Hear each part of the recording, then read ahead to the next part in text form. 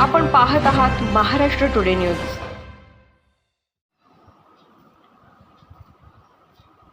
नमस्कार, स्वागत आहे आपलं महाराष्ट्र टुडे न्यूज मराठी या वृत्तवाहिनीवर। पाहूया महाराष्ट्रातील काही निवडक घडामोडी। हिंगोली निवडणूक रोख्यांच्या यादीवरून माजी मुख्यमंत्री उद्धव ठाकरेंनी पुन्हा एकदा भाजपवर हल्लाबोल केला आहे।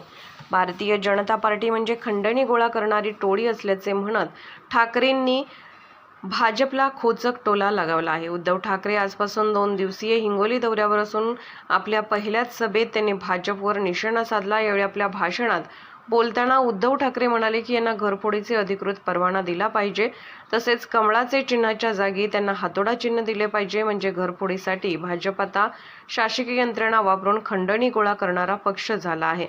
सगळ्या सरकारी यंत्रणा बाजूला करा, मग पहा जनता काय करते।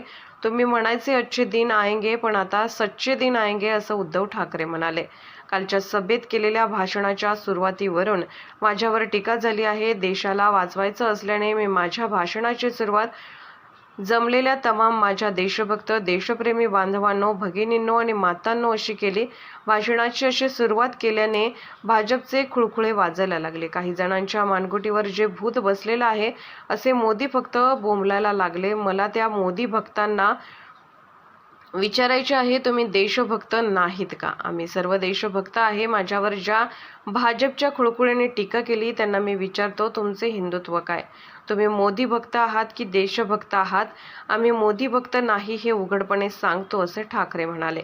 महाराष्ट्र टुडे मराठीसाठी ब्युरो रिपोर्ट, परसराम जाधव, हिंगोली। कधीतरी तुम्ही आलात मोदीजी, या माझ्या महाराष्ट्रामध्ये विदर्भात आणि मराठवाड्यात सुद्धा शेतकरी आत्महत्या करतायत।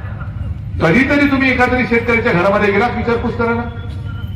पण आता येतील पोलिसांना आधी पाठवतील, बॉम्ब स्क्वॉड वगैरे सगळ्या घरामध्ये कुठे त्यांच्या फडक्यामध्ये काय बॉम्ब नाही ना रे, ह्याच्यामध्ये काय हे नाही ना, सरळ साफसूफ करतील आणि हॉटेलमधनं आणलेलं त्याच्या भांड्यात ठेवून मग बाजूला मांडी घालून गरीबाच्या घरात जाऊन शेतकऱ्यांनी केलेली भाकर तुकडा खाल्ला, ही सगळे चाळी करतील, ही सगळी नाटकं करतील।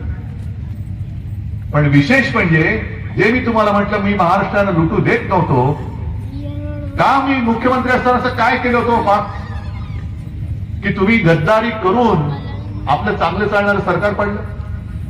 मी माझ्या या शेतकऱ्यांना कर्जमुक्त केलं, हे मी पाप केलं? मी कोरोनामध्ये महाराष्ट्र वाचवण्याचं काम तुमच्या सगळ्यांच्या साथीने सोबतीने केलं, हे मी